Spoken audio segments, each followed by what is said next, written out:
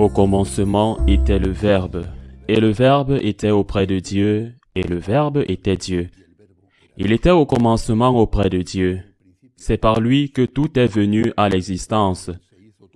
Et rien de ce qui s'est fait ne s'est fait sans lui. En lui était la vie, et la vie était la lumière des hommes. La lumière brille dans les ténèbres, et les ténèbres ne l'ont pas arrêtée.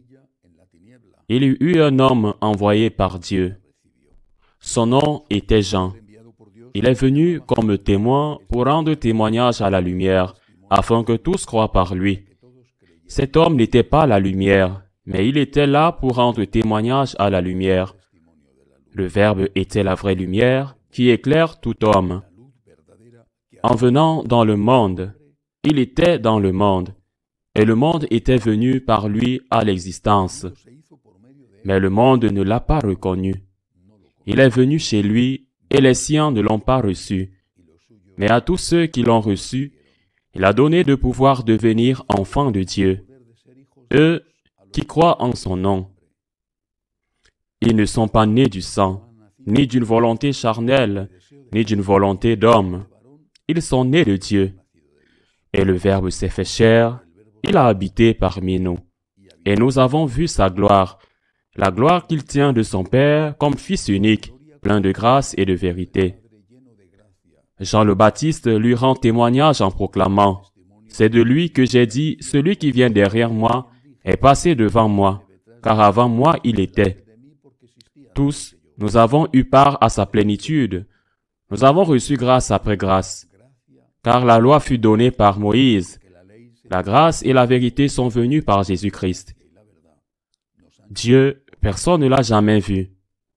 Le Fils unique, lui qui est Dieu, lui qui est dans le sein du Père, c'est lui qui l'a fait connaître. Acclamons la parole de Dieu. Je viens de lire le prologue de l'évangile de Saint Jean, une méditation que l'apôtre, l'évangéliste, inclut au début de son évangile et qui est une réflexion et une lamentation. Une réflexion, une lamentation qu'il fait à la fin de sa vie quand il écrit l'évangile.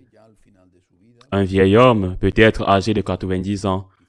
Une réflexion qu'il fait en se souvenant non seulement de ce que Jésus a été pour lui et pour l'humanité, mais aussi du rejet que le Seigneur a reçu. Cela vaut la peine de regarder certains concepts en détail. Tout d'abord, Saint Jean joue beaucoup, il utilise beaucoup de concepts comme la lumière et les ténèbres, comme antithèse l'une de l'autre. La lumière et les ténèbres, aussi la vie et la mort, et c'est lui qui appelle Jésus Verbe. Verbe, c'est le Verbe, la parole de Dieu qui vient apporter la lumière.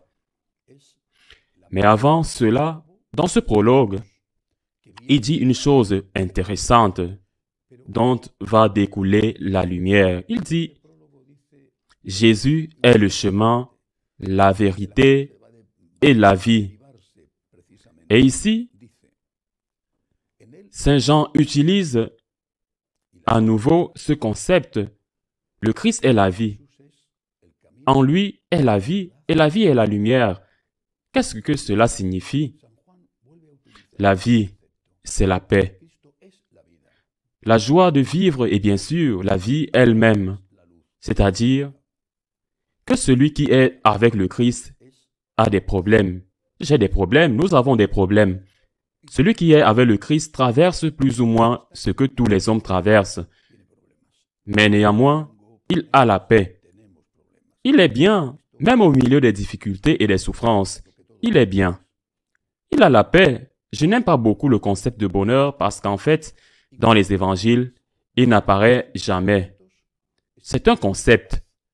Je pense que c'est trop moderne pour bien comprendre ce qu'il signifie ou ce qu'il devrait signifier. J'aime beaucoup plus le concept de la paix. La paix intérieure. La vie, c'est la paix. Même s'il y a des turbulences, c'est la paix. Tu es bien. Tu es bien. Ça s'arrête ici, sur terre, et ensuite vient l'autre partie de la vie. La plus importante parce que c'est la plus longue, la vie éternelle. En Jésus est la vie. Jésus est la vie. Le bonheur compris comme la paix, le bonheur sur terre. Tu es avec Jésus, tu es bien. Même si tu as des problèmes, tu es bien. Tu es avec Jésus, tu es plein. Même si tu manques de choses, tu es avec Jésus, tu es libre. Même si tu es enchaîné, tu es avec Jésus et tu te sens chez toi parce qu'il est ta maison. Même si tu n'as pas d'endroit où poser ta tête, Jésus est là. Il est la vie. La vie, ici, est la vie éternelle. Et parce qu'il est comme ça, il devient lumière, c'est-à-dire que si tu cherches la vie, si tu cherches Jésus et que tu le rencontres ou que tu te laisses rencontrer par lui, tu deviendras la lumière des autres. Et c'est comme ça parce que quand une personne rencontre notre Seigneur, cette paix qu'elle a transmise et les autres le remarquent. Et s'il y a eu un changement, il te questionne.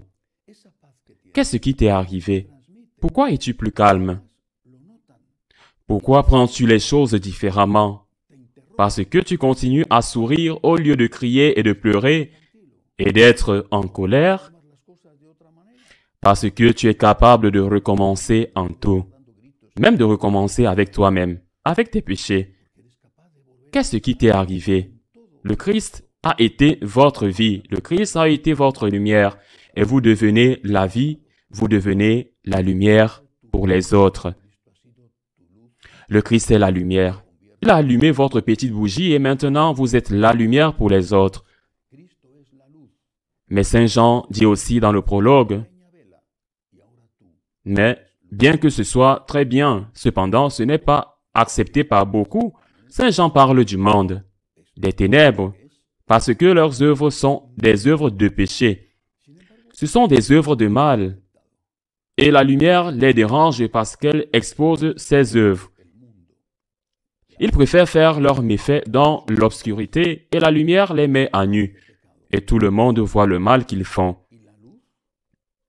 Si personne ne sait distinguer le bien du mal, le mal peut passer pour le bien.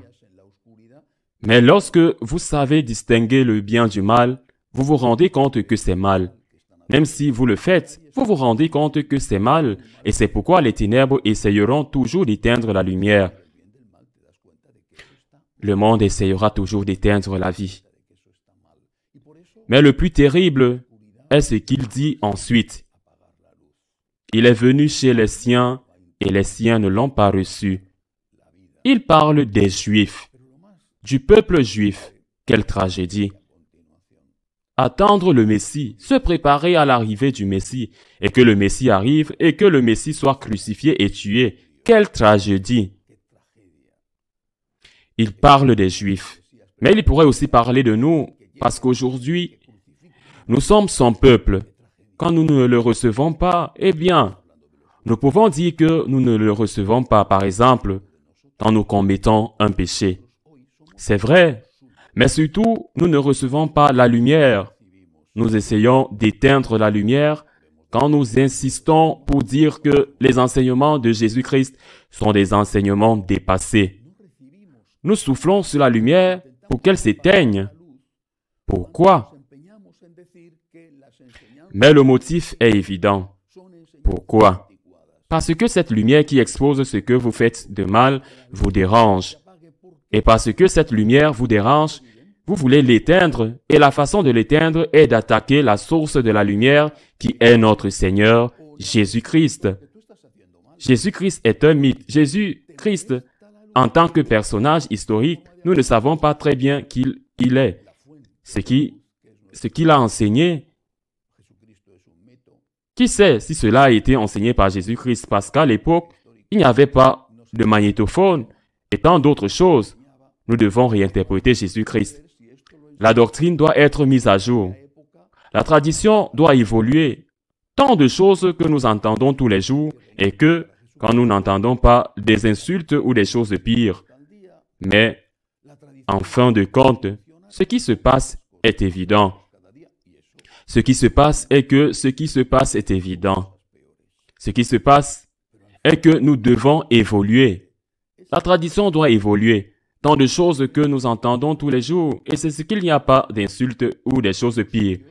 Mais finalement, ce qui se passe est évident. Ce qui se passe est que la lumière dérange, elle dérange, et nous ne la recevons pas. Certains d'entre nous, au moins, je veux rester dans l'obscurité, je veux faire ce que je veux, et je ne veux pas avoir de regret de conscience. Tout ce qui se passe est contenu là. Que devons-nous faire? Eh bien, laissons-nous éclairer par le Christ qui est la lumière. Acceptons-le, disons humblement, « Seigneur, je suis un pécheur, pardonne-moi, aide-moi. » Saint Jean dira dans une de ses lettres, « Si quelqu'un dit qu'il n'a pas péché, c'est un menteur. Mais celui qui reconnaît ses fautes, et ce ne sont pas forcément des péchés mortels, celui qui reconnaît et distingue le bien du mal, se laisse éclairer par le Christ et reçoit la miséricorde du Christ. » Le résumé de l'évangile d'aujourd'hui est donc dans cette phrase. Il est venu chez les siens et les siens ne l'ont pas reçu. Et c'est une interpellation personnelle. Et que vas-tu faire? Que vas-tu faire? Que veux-tu faire? Suivre le courant du monde? Rejoignez ceux qui disent « Tournons la page de Jésus-Christ » qui est dépassé. Tournons la page de l'enseignement de l'Église qui est dépassé. Faisons une nouvelle Église qui soit docile au monde, qui reçoive les applaudissements du monde. Une nouvelle Église qui n'éclaire pas pour ne pas déranger les ténèbres. Que voulez-vous faire? Beaucoup le font. J'ose dire que la majorité le fait. Ou au contraire, voulez-vous dire à Jésus, « Seigneur, bienvenue, je t'accueille. Tu es mon sauveur, tu es ma lumière, tu es ma vie. Je t'accueille, Seigneur, je t'accueille, et je me laisse éclairer et purifier par toi. Aide-moi, Seigneur, à être celui qui suit le chemin de la lumière, et même si je trébuche, aide-moi à me relever et à continuer à marcher. Ainsi soit-il. »